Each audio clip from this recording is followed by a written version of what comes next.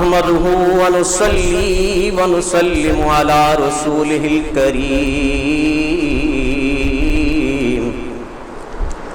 أما بعد فأعوذ بالله من الشيطان الرجيم ببركة بسم الله الرحمن الرحيم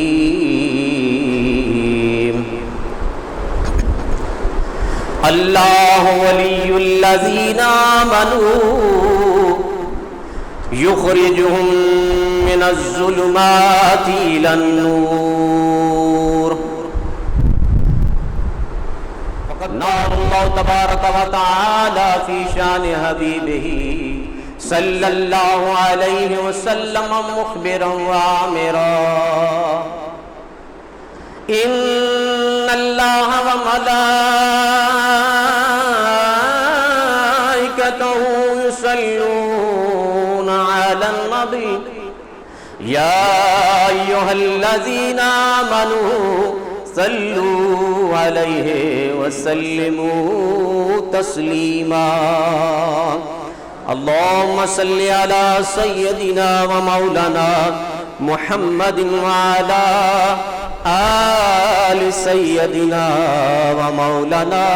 محمد وبارک وسلم علیہ۔ حضرات گرامی، بلا تمہید قرآن کریم کی آیہ مقدسہ تلاوت کی ہے۔ خالق کائنات جل وعلا ارشاد فرما رہا ہے اللہ ولی الذین آمنوا یخرجہم من الظلمات الی النور، کہ اللہ کریم ان لوگوں کا ولی ہے جو ایمان والے ہیں، اور اللہ کریم ان ایمان والوں کو اندھیروں سے نکال کر نور کی جانب لے جاتا ہے۔ اور پھر دوسرے مقام پر خالق کائنات نے اس نور کے متعلق سورہ الحدید میں اللہ کریم ارشاد فرماتا ہے کہ یہ نور ہم دنیا میں بھی انہیں عطا کرتے ہیں، اور آخرت میں بھی یہ نور جو ہے اس کی شان و شوکت کیا ہوگی، اس نور کا مقام و مرتبہ کیا ہوگا، اور یہ جو ایمان والے ہیں ان کی شان کیا ہوگی۔ تو خالق کائنات فرماتا ہے کہ یہ نور جو ہم نے اپنے مقبول بندوں کو عطا فرما رکھا ہے، انشاءاللہ اس کی تشریح عرض کرتا ہوں کہ یہ نور کی کتنی اقسام ہیں۔ یہ نور باطن بھی ہے، یہ نور ظاہر بھی ہے، یہ باطن کو بھی روشن کرتا ہے، یہ ظاہر کو بھی روشن کرتا ہے۔ یہ دنیا میں رہ کر بھی یہ جو مقبول بندے ہیں خالق کائنات کے، ان کی رہنمائی فرماتا ہے، اور بروز حشر خالق کائنات فرماتا ہے یہ ان کی شان جو نور ہم نے ان کو عطا کر رکھا ہے، بروز حشر ان کا مقام و مرتبہ کیا ہوگا، وہ خالق کائنات فرماتا ہے یوم تر المؤمنین والمؤمنات یسعی نورہم بین ایدیہم وبایمانہم، کہ آپ دیکھیں گے قیامت کے دن، یوم سے مراد قیامت کا دن۔ اللہ کریم فرماتا ہے دیکھنا پھر اس دن یہ جو میرے پاک بندے ہیں نا، اور اللہ کریم نے یہ تخصیص صرف یہ نہیں فرمایا کہ صرف مرد ہیں، نہیں، بلکہ خالق کائنات مومنین ایمان والے مرد اور مومنات عورتیں۔ اللہ کریم جو بھی اس کے رستے پر چلتا ہے، ہاں وہ وقت کی رابعہ ہو یا حسن بصری ہو، کوئی بھی ہو، خالق کائنات جب ان کو اپنا بنا لیتا ہے اور ان کو نور عطا فرماتا ہے، تو پھر اللہ کریم فرماتا ہے جو نور میں نے ان کو عطا کر رکھا ہے نا، یہ نہ سمجھنا کہ فقط دنیا میں یہ محدود ہے یا فقط آخرت کے ساتھ اس کا تعلق ہے، یہ دنیا میں بھی ان کی رہنمائی فرماتا ہے، اور آخرت میں بھی روز حشر بھی خالق کائنات میں یوم تر المؤمنین والمؤمنات یسعی نورہم بین ایدیہم وبایمانہم، قیامت کے دن ایمان والوں کو جو ہم نے نور عطا کر رکھا ہے اس کی روشنی، اس نور کی روشنی، وہ نور ان کی رہنمائی فرمائے گا آگے کی بھی جانب، دائیں کی جانب بھی جو ہے، مانا کیا کہ ہر طرف یہ نور جو ہے ان کو گھیرے ہوئے ہوگا، ان کی رہنمائی فرما رہا ہوگا۔ اور دنیا میں بھی اگر دیکھیں، قیامت میں تو جب بندہ وہاں پہ جائے گا تو پھر دیکھا جائے گا کیا کسی کا لیکن خالق کائنات نے سب کچھ بتا دیا ہے کہ جو میرے مقبول بندے ہیں، صاحب ایمان ہیں، اللہ کریم نے صرف جو شرط لگائی ہے وہ ایمان کی لگائی ہے کہ ہو صاحب ایمان. اور ایمان کی ڈیفینیشن تعریف کئی دفعہ میں عرض کر چکا ہوں، جو زبان مصطفیٰ صلی اللہ علیہ وآلہ وسلم سے جو ہے وہ تعریف خود سرکار دو عالم صلی اللہ علیہ وآلہ وسلم نے ایمان کی بتائی، ایمان والوں کی، وہ یہ کہ فرمایا لا یؤمن احدکم حتی اکون احب علیہ من والدہ ووالدہ والناس اجمعین. فرمایا یہ یاد رکھنا. اور اولین مخاطب اس فرمان عالی شان کے صحابہ کرام رضوان اللہ علیہم کی جماعت اقدس ہے، وہ نفوس قدسیہ ہیں کہ جن کے ایمان کے بارے میں شک کرنا بھی گناہ ہے. ان کو حکم فرمایا جا رہا ہے، مصطفیٰ کریم صلی اللہ علیہ وآلہ وسلم فرما رہے ہیں کہ یہ یاد رکھنا ایمان اسی کا کامل ہے، بندہ مومن وہی ہے جو اپنی مال جان اولاد سے بڑھ کر مجھ سے محبت کرے. یعنی مصطفیٰ کریم صلی اللہ علیہ وآلہ وسلم سے اگر کوئی ذرہ برابر بھی محبت مصطفیٰ، ادب مصطفیٰ میں ذرہ بھی تو لغزش پیدا ہو جاتی ہے، ذرہ بھر کے لیے بھی کوئی ذہن میں فطور پیدا ہو جائے تو سمجھو ایمان سے بندہ خارج ہو گیا. اور جن حضرات جن نفوس قدسیہ نے اللہ کریم کا فرمان عالی شان اور مصطفیٰ کریم صلی اللہ علیہ وآلہ وسلم کے فرامین عالیہ کو حرز جاں بنا لیا، اپنی زندگیوں پہ نافذ کر لیا، کئی سو سال گزر جانے کے بعد بھی اللہ کریم کا جو وعدہ تھا نا، اللہ کریم نے ان کا نام آج تک بھی زندہ رکھا ہے. دنیا والے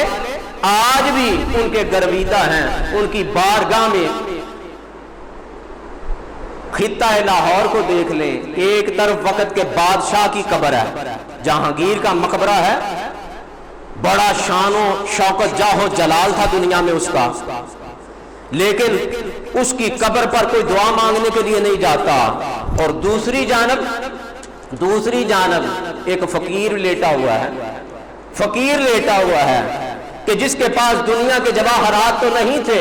کوئی دنیا کا مال و دولت نہیں تھا، نہ تلوار کے ساتھ اس نے لوگوں کو اپنی طرف مائل کیا، نہیں، بلکہ چونکہ خالق کائنات نے اس کے دل کی دنیا کو آباد اپنی محبت سے سرشار فرما دیا، تو خالق کائنات نے وہ جو نور ربانی عطا فرمایا نا، کہ جس کے بارے میں اللہ کریم نے فرمایا اللہ ولی الذین آمنوا یخرجہم من الظلمات الی النور. خالق کائنات ان کا ولی ہے، ان کا مددگار ہے، ان کا دوست ہے جو ایمان لے آئے، سچے دل سے ہی اگر ایمان لے آئے، اس کے حکم کے پابند ہو گئے، تو اللہ کریم فرماتا ہے میں انہیں اندھیروں سے نکال کر نور کی طرف لے جاتا ہوں. تو وہ بابا داتا علی حجویری رضی اللہ تعالیٰ عنہ کی ذات والا صفات، جس کا اصل ملک، اصل وطن حجویر ہے، وہاں سے اٹھ کر حکم خداوندی ہوتا ہے، وہاں شیخ کا حکم ہوتا ہے، وہاں سے اٹھ کر اپنا گھر بار سب کچھ چھوڑ کر اس بستی میں آ کر ڈیرا جمایا. کوئی بندہ جاننے والا نہیں ہے، کوئی پہچاننے والا نہیں ہے، لیکن جب یہاں پر ڈیرا لگایا، راہ حق کی رہنمائی کی، لوگوں کو سیدھا رستہ دکھایا، تو خالق کائنات جل و علا نے اتنے 100 سال کم و بیش 950 سال گزر گئے ہیں، آج بھی لاہور کی دھرتی پر داتا داتا ہوتا ہے. اور یہ بات یاد رکھیں، یہ لفظ داتا جو ہے اس کا معنی خدا نہیں ہے، یہ فارسی کا لفظ ہے، اس کا معنی ہے عطا کرنے والا، دینے والا. حقیقی عطا کرنے والی ذات وہ وحدہ لا شریک ہے، لیکن اللہ کا قرآن اس بات پر شاہد ہے کہ جبریل امین حضرت مریم صلوات اللہ وسلام علیہا کے پاس آتے ہیں، اور آ کر کیا کرتے فرماتے ہیں، جبریل امین کیا کہتے ہیں حضرت مریم سلام اللہ علیہا کو، لِأَهَبَ لَكَ غُلَامًا زَكِيًّا، واحد متکلم کا صیغہ ہے، لِأَهَبَ لَكِ، میں تجھے صاف اور ستھرا بیٹا ہبہ کرتا ہوں.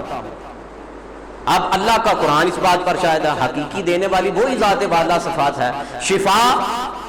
اذا مرضت فهو یشفین، جب میں بیمار ہوتا ہوں تو شفا وہ وحدہ لا شریک ذات دیتی ہے. لیکن خالق کائنات نے اگر کسی کی جسمانی تکلیف ہو تو اس کے لیے اللہ کریم نے یہ اسباب دنیا میں رکھے ہیں کہ کسی حکیم، معالج یا ڈاکٹر کے پاس، فزیشین کے پاس جانا پڑتا ہے. شفا تو وہی دیتا ہے، اس میں کوئی شک ہی نہیں ہے. لیکن اللہ کریم نے یہ ذریعے رکھے ہیں، اسباب پیدا فرمائے ہیں. اگر جسمانی تکلیف ہو جائے تو تجھے ڈاکٹر کے پاس جانا پڑتا ہے. اگر روحانی تکلیف ہو جائے تو وہ بھی خالق کائنات نے فزیشین اور سرجن ایسے رکھے ہیں، ایسے ڈاکٹر رکھے ہیں جن کو خالق کائنات نے یہ طاقت عطا فرما دی ہے کہ اگر کسی کو روحانی تکلیف ہو جائے، کسی کو روحانی تکلیف ہو جائے تو اللہ کریم نے ایسے لوگ ہر دور میں رکھے ہیں کہ وہ لوگوں کی روحانی تکالیف کو دور کر کے سیدھے راستے پہ لے آتے ہیں، ان کی روح کو تقویت پہنچاتے ہیں. اور اگر داتا علی حجویری رضی اللہ تعالیٰ کی ذات والا صفات کو دیکھا جائے، جب آپ تشریف لائے یہاں لاہور پر، چونکہ انہی ایام میں آپ کا عرس مبارک ہے، 17، 18، 19 سفر کو آپ کا عرس مبارک ہے. اور یہ بات یاد رکھیں،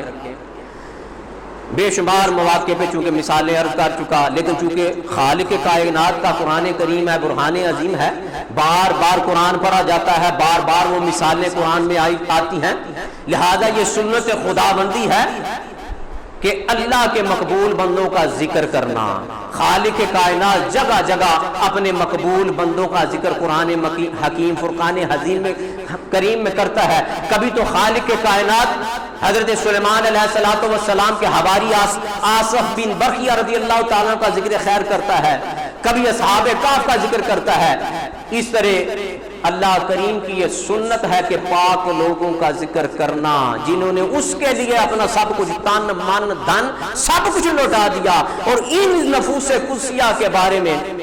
مصطفیٰ کریم صلی اللہ علیہ وآلہ وسلم فرماتے ہیں، صحابہ کو مخاطب کر کے فرمایا، الا انبئکم بخیارکم، کیا میں تمہیں جو تم میں سے سب سے بہترین ہیں ان کی خبر نہ دوں. اب پھر بات یہ آ جاتی ہے کہ صحابہ کرام کے ہوتے ہوئے یہ حکم فرمانا کہ الا انبئکم بخیارکم،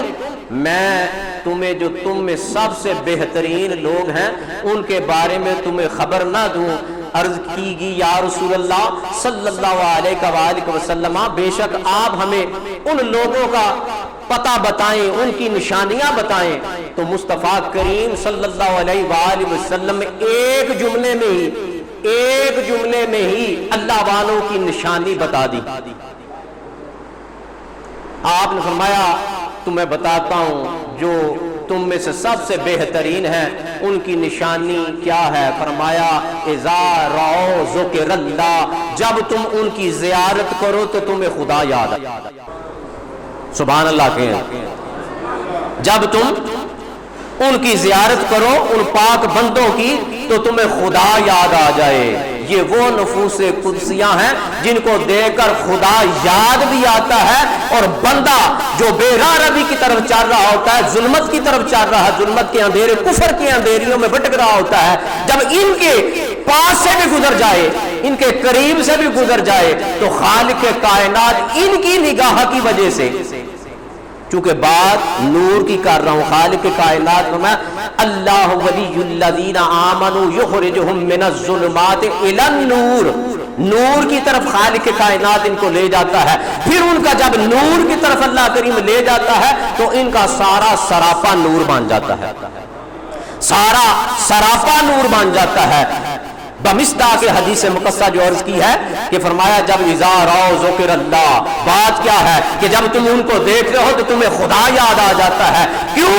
کہ ان میں وہ خالق کائنات کے نور کا اظہار ہوتا ہے، خالق کائنات کی تجلی کا انعکاس ان کی ذات میں ہوتا ہے، تو یہ سراپا نور بن جاتے ہیں. پھر مصطفیٰ کریم صلی اللہ علیہ وآلہ وسلم کی حدیث مقدسہ کریم آقا صلی اللہ علیہ وآلہ وسلم نے ساتھ یہ بھی تنبیہ فرما دی، دوسرے مقام پر تنبیہن فرمایا کہ خبردار یہ جو میرے خالق کائنات کے نیک بندے ہیں جو اولیاء کرام ہیں، فرمایا یہ جب ان کو نور عطا ہو گیا، یہ اس مقام ولایت پر فائز ہو گئے، تو خالق کائنات ان کا دل بھی روشن فرما دیتا ہے، ان کا ظاہر و باطن بھی نورانیت سے لبریز فرما دیتا ہے۔ پھر ان کا مقام کیا ہوتا ہے؟ فرمایا اتقوا من فراست المؤمن انہ ینظر بنور اللہ۔ پھر فرمایا مصطفیٰ کریم صلی اللہ علیہ وآلہ وسلم نے خبردار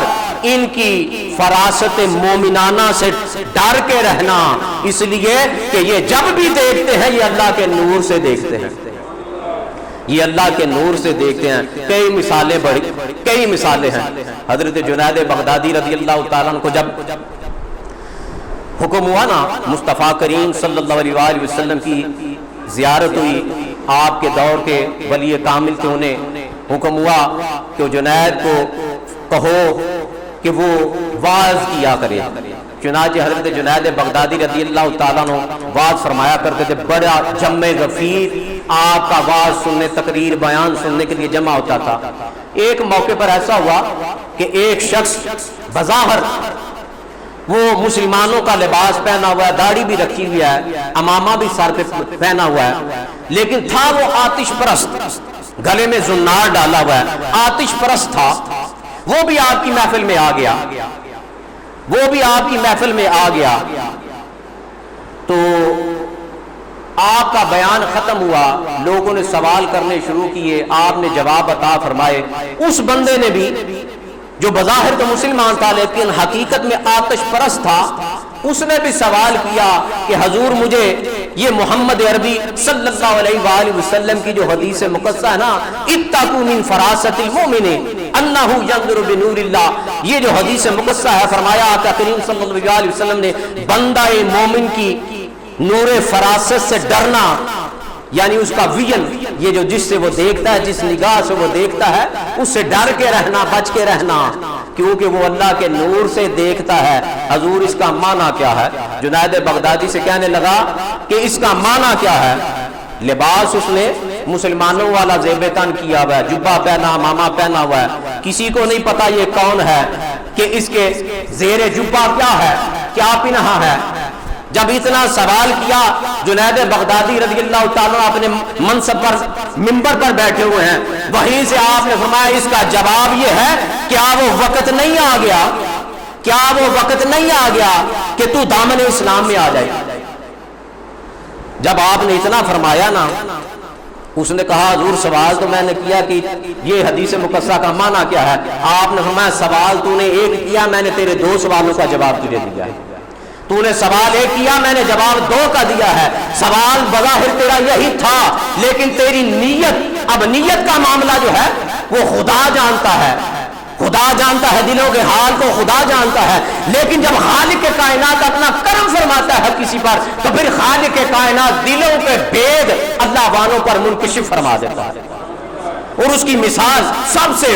اعلیٰ و ارفع مثال کیا ہے؟ جو دامان، جو نالین مصطفیٰ کریم صلی اللہ علیہ وآلہ وسلم سے وابستہ ہو گئے، خالق کائنات نے ان کا انشراح صدر بھی فرما دیا، ان کو نور بصیرت بھی عطا فرما دیا۔ وہ حدیث مقدسہ کے کریم آقا ابو ہریرہ رضی اللہ تعالیٰ عنہ بیان فرماتے ہیں، راوی ہیں، فرمایا ہم بارگاہ کریم میں حاضر تھے صلی اللہ علیہ وسلم، اچانک آقا کریم صلی اللہ علیہ وسلم مسجد شریف سے اٹھے، باہر چلے گئے۔ ہم تلاش مصطفیٰ صلی اللہ علیہ وآلہ وسلم میں ٹائم گزر گیا، کافی پریشان ہو گئے، کہیں مدینہ کے نواح میں یہود و نصارہ رہتے ہیں، آپ صلی اللہ علیہ وسلم کو نقصان نہ پہنچائیں، اس غرض سے ہم اٹھے۔ کہتے ہیں سب سے پہلے اٹھنے والا میں تھا، ابو ہریرہ۔ مختصر کرتا ہوں جو مقصود ہے، باہر نکلے، تلاش کرتے کرتے ایک باغ تک پہنچے، وہاں پر مصطفیٰ کریم صلی اللہ علیہ وآلہ وسلم جلوہ فرما تھے۔ وہاں پر جو باغ میں انٹری ہوئی نا ابو ہریرہ کی، وہ بھی بڑی عجیب ہے، کیونکہ وقت محدود ہے، وہ بھی بڑی عجیب ہے۔ ابو ہریرہ رضی اللہ تعالیٰ فرماتے ہیں کہ میں پہنچا ایک باغ کے قریب، میں نے باغ کا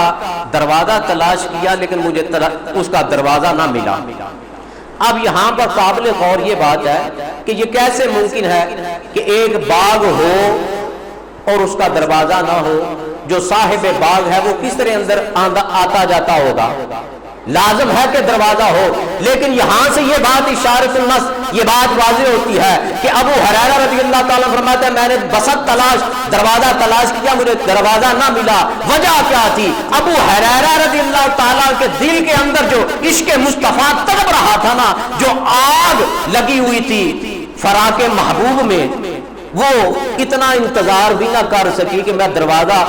جو ہے تسلی کے ساتھ تلاش کر سکوں، دروازہ تو ہوگا۔ لیکن ابو ہریرہ رضی اللہ تعالیٰ فرماتے ہیں کہ میں نے دیکھا کہ ایک پانی کا وہ نال جو ہے نا، کھال جس کو پنجابی میں کہتے ہیں، جس سے پانی دیا جاتا ہے پودوں کو، میں نے وہ دیکھا، وہاں سے پانی تو گزر رہا تھا، میں نے وہاں سے اندر داخل ہو گیا۔ ابو ہریرہ رضی اللہ عنہ فرماتے ہیں فدخلت فیہ، میں اس میں سے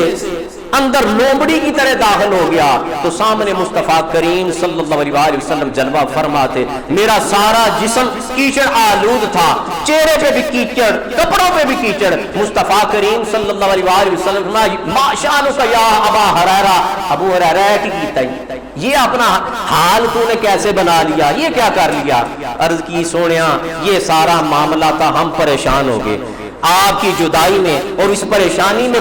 اس وجہ سے پریشان ہو گئے کہیں آپ کو کوئی نقصان نہ پہنچا دے، یہ بات اتنی تھی بس۔ لیکن آگے مصطفیٰ کریم صلی اللہ علیہ وآلہ وسلم نے کیا فرمایا؟ یہ باب الایمان کی حدیث ہے، صحاستہ کی حدیث ہے، ایمان کی۔ ابو ہریرہ فرماتے ہیں اتنی گفتگو ہوئی، مصطفیٰ کریم صلی اللہ علیہ وآلہ وسلم نے اپنے دونوں نالین مقدس مجھے عطا فرمائے، دونوں نالین پاک اتار کر مجھے عطا کیے، اور فرمایا فذهب نالین ہاتین، یہ دونوں میرے جوتے لے جا، اور جو بھی تمہیں اس دیوار کے باہر ملے نا، وَمَن لَقِيكَ مِن وَرَاءِ الْجِدَارِ، جو بھی اس دیوار کے باہر تجھے ملے اس بات کی گواہی دے لا الہ الا اللہ محمد رسول اللہ۔ لیکن آگے شرط لگائی مصطفیٰ کریم صلی اللہ علیہ وسلم نے، وہ جو نور باطن ہے اس کی شرط لگا دی مصطفیٰ کریم صلی اللہ علیہ وسلم۔ فرمایا لیکن ابو ہریرہ گواہی تو دے، لیکن یہ بھی غور کرنا کیا اس کا دل بھی اس کی گواہی دے رہا ہے؟ ابو ہریرہ کو فرمایا ابو ہریرہ یہ بات بھی ذہن نشین کر لے، صرف اس بات کی زبان کی گواہی نہیں بلکہ یہ بھی دیکھنا کہ اس کا دل بھی اس کی گواہی دیتا ہے لا الہ الا اللہ محمد رسول اللہ۔ اب یہ قابل غور چیز ہے کہ کون سا پیمانہ ہے، جدید سائنس آج تک کوئی بھی پیمانہ ایسا ایجاد نہیں ہو سکا، نہ قیامت تک ہو سکے گا کہ جس کے ساتھ دل کی نیت کو دیکھا جا سکے، اس کی پیمائش کی جا سکے، یہ جانا چاہ سکے کہ دل کے اندر کیا موجود ہے۔ لیکن خالق کائنات نے اپنے بندوں کو یہ نور بصیرت، یہ پیمانہ عطا کر رکھا ہے کہ وہ دل کی کیفیت اور دل کی نیت کو بھی دیکھ لیتے ہیں۔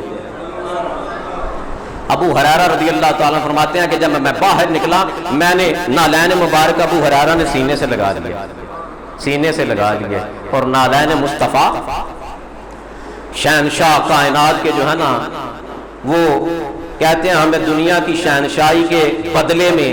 اگر سرکار دو عالم صلی اللہ علیہ وآلہ وسلم کے نالین مل جائیں نا، ہم تو شہنشاہی کو بادشاہی کو ٹھکرا دیں۔ جو سر پہ رکھنے کو مل جائے نال پاک حضور، سب پڑھیں، جو سر پہ رکھنے کو مل جائے نال پاک حضور، پھر کہیں گے کہ ہاں تاجدار ہم بھی ہیں، پھر کہیں گے کہ ہاں تاجدار ہم بھی ہیں۔ جس نے نالین مصطفیٰ صلی اللہ علیہ وآلہ وسلم سے تمسک کر لیا نا، ہاں وہ نالین بظاہر ظاہر وہاں پر دستیابی نہ بھی ہو سکے، لیکن تصور دل میں نالین مصطفیٰ کا ادب ہے نا اگر، تو خالق کائنات اس بندہ مومن کو نور بصیرت عطا فرما دیتا ہے، نور بصیرت عطا فرما دیتا ہے۔ داتا علی حجویری رضی اللہ تعالیٰ کی بات کر رہا تھا کہ جب تشریف لائے نا آپ آپ تشریف لائے تو دیکھا کہ ہر طرف بت پرستی ہے، کفر و شرک ہے. آپ بیٹھے ہوئے ہیں تو دیکھا کہ لوگ جو ہے نا وہ دودھ کی بالٹیاں جو ہے نا وہ اٹھائے ہوئے لے جا رہے ہیں. ایک بی بی سر پہ اٹھائی ہوئی بالٹی دودھ کی، دودھ کا گڑوا اٹھایا ہوا جا رہی تھی بمشکل، سر پہ اٹھائے. آپ نے روک لیا اسے، فرمایا کدھر جا رہی ہے؟ اس نے کہا بابا، وہ تو جانتی نہیں تھی. اس نے کہا بابا وہ فلاں جو جادوگر ہے نا میں اس کو یہ دینے جا رہی ہوں. آپ نے فرمایا کیوں دینے جا رہی ہے؟ اس نے کہا اس لیے دینے جا رہی ہوں کہ وہ بہت بڑا جادوگر ہے، اگر اس کو ہم ایک وقت کا دودھ نہ دیں، اس کے پاس پیش نہ کریں تو ہمارے جانوروں کی تھنوں سے جو ہے نا وہ خون آنا شروع ہو جاتا ہے، ہمارے جانور دودھ نہیں دیتے. بابا جی نے فرمایا، داتا علی حجویری رضی اللہ عنہ نے فرمایا کہ مائی آج دودھ ادھر ہی رہنے دے، نہ لے کے جا. اس نے کہا بابا تو کیسی باتیں کرتا ہے، ہمیں بھوکا مارنا ہے. داتا علی حجویری رضی اللہ تعالیٰ نے فرمایا کہ نہیں، آج کے بعد اس کو کوئی دودھ نہیں دے گا اور باقی ذمہ داری تمہارے جانوروں کی میرے پر ہے، مجھ پر ہے. چنانچہ مائی نے بات مان لی بابے کی. آپ نے بھرا ہوا دودھ کا جو گڑوا واپس دے دیا، اس کو کہا لے جا اپنے گھر میں، لے جا اپنے گھر والوں اپنے بچوں کو پلا، اور میں اس کا ضامن ہوں کہ تمہارے جانوروں کو اگر کوئی نقصان پہنچا میں ذمہ دار ہوں. چنانچہ اس دن سے جب داتا علی حجویری رضی اللہ تعالیٰ عنہ نے واپس بھیجا دودھ، اس جادوگر کو دودھ نہ ملا، پریشان ہو گیا کہ کوئی بندہ مائی نے جا کر دوسرے سے بات کی، تیسرے سے، سارے علاقے میں جو بات پھیل گئی کہ بابا آیا ہے، اس نے دودھ واپس بھجوا دیا ہے، جادوگر کے پاس دودھ نہیں لے کے، اس کے باوجود ہمارے جانور دودھ دے رہے ہیں، پہلے سے زیادہ دے رہے ہیں، اللہ نے برکت عطا فرما دی، پہلے سے زیادہ دے رہے ہیں. چنانچہ جب اس جادوگر کو اس بات کا پتہ چلا، دوڑتا ہوا آیا کہ کیڑا آ گیا میرے انہیں، کون آ گیا ہے مجھ سے بڑا،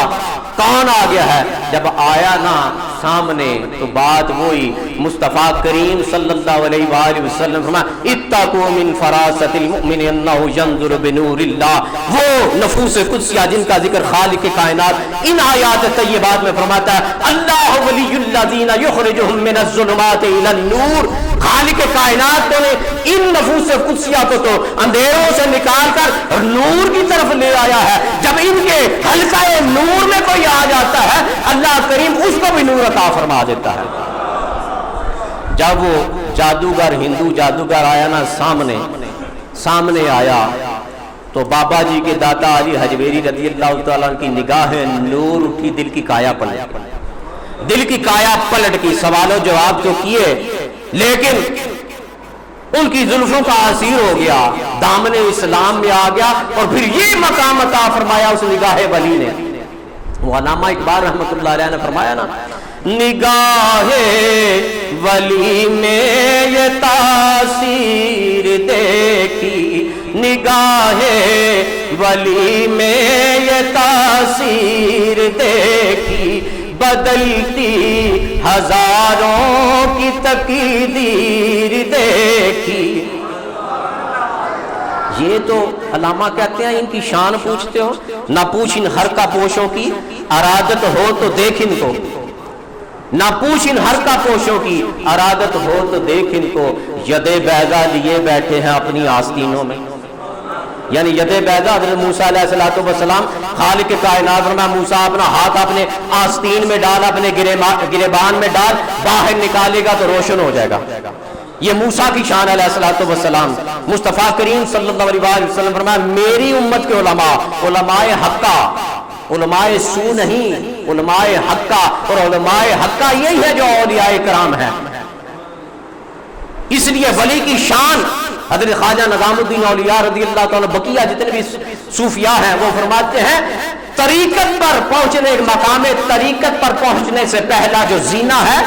فرسٹ سٹیپ جو ہے، پہلا سٹیپ جو ہے وہ شریعت مصطفیٰ ہے صلی اللہ علیہ وسلم. اگر شریعت کا باغی ہے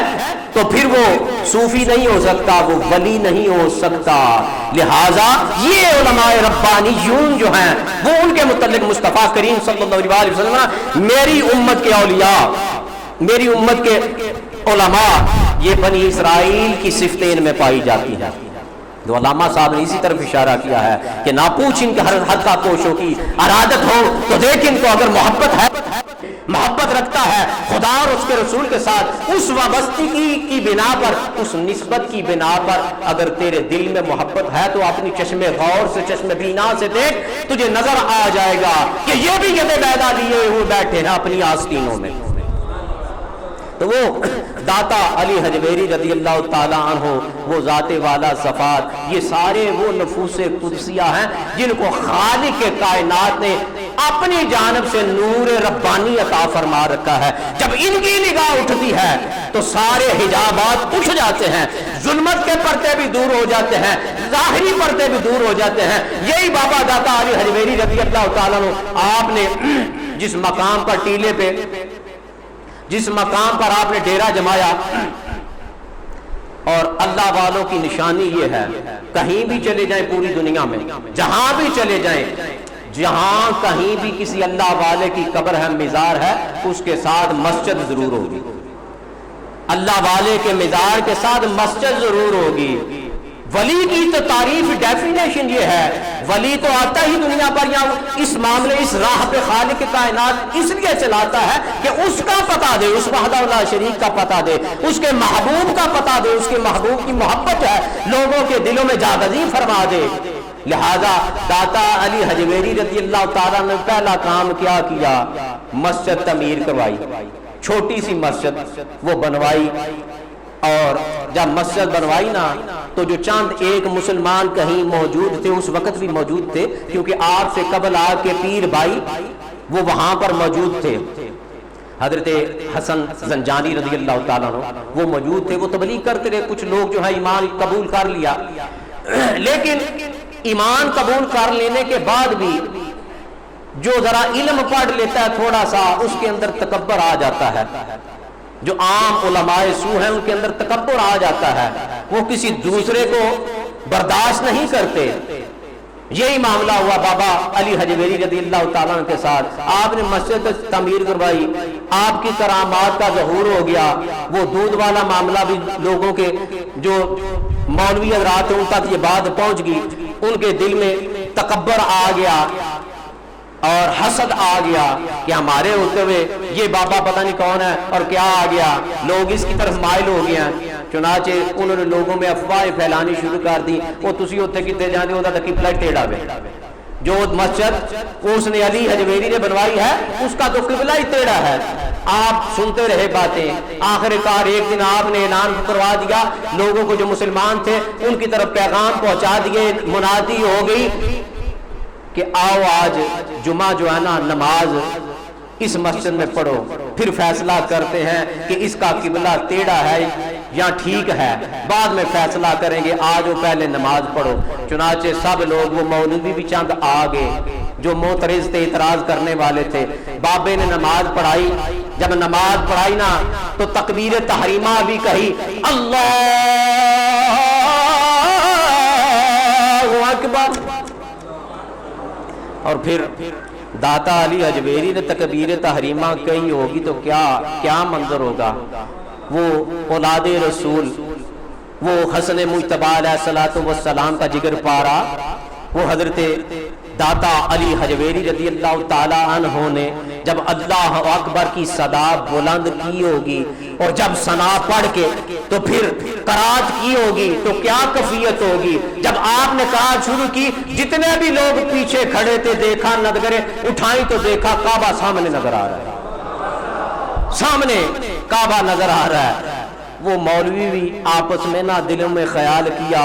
میرا اپنا بھی ذوق ہے، انہوں نے بھی سوچا ہوگا ساری عمر اسی متھے رگڑ رگڑ کے سانو سے کعبہ نظر نہیں آیا، سانو سے کعبہ نظر نہیں آیا۔ یہ بابے کے پاس کمال ہے، عجیب خالق کائنات نے اس کو کمال عطا فرمایا ہے کہ پہلی تکبیر میں اس نے ہمیں کعبے کی زیارت کروا دی۔ یہ وہ لوگ ہیں جن کے بارے میں خالق کائنات فرمایا، میں جب ان کو اندھیرے سے نکال کر نور کی طرف لاتا ہوں نا تو یہ سراپا نور بن جاتے ہیں۔ پھر چونکہ وجہ کیا ہے کہ تن من دھن سپرتم خدایا بتو مایا خیشرا، ان کا نعرہ یہ ہوتا ہے الہی ہم نے اپنا سب کچھ تیرے حوالے کر دیا۔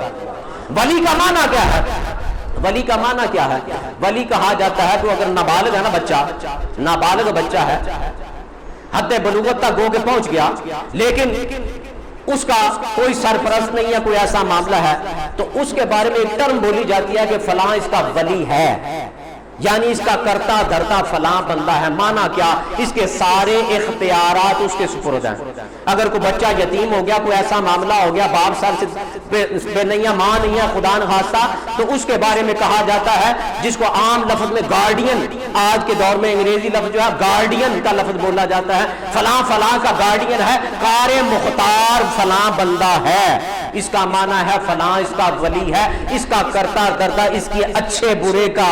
اختیار اس بندے کو ہے۔ لیکن جو بندہ مومن ہے، جو ولی کامل ہے، اللہ کریم فرماتا ہے میں اس کا ولی ہوں، اس کا قار مختار میں ہوں، اس نے اپنے سارے اختیارات مجھے سونپ دیے ہیں، اب میں جیسا چاہوں اس طرح ہی ہوگا، اور وہ تو علی کل شیء